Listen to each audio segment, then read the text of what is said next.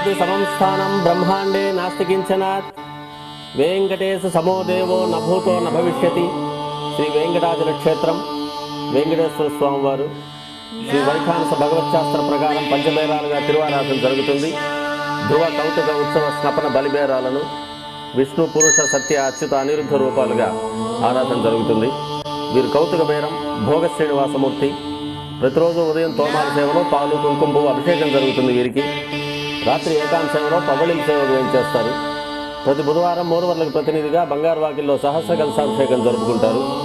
సుమారు 1500 సంవత్సరాల ముందు పల్లవ మహారాణి సమర్పించిన వెండి బింబము భోగ శ్రీనివాసమూర్తి.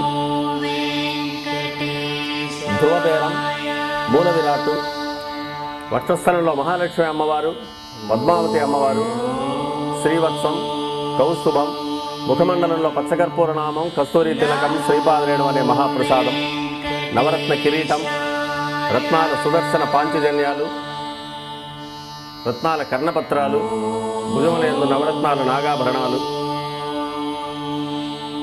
కట్యవలంబిత హస్తం,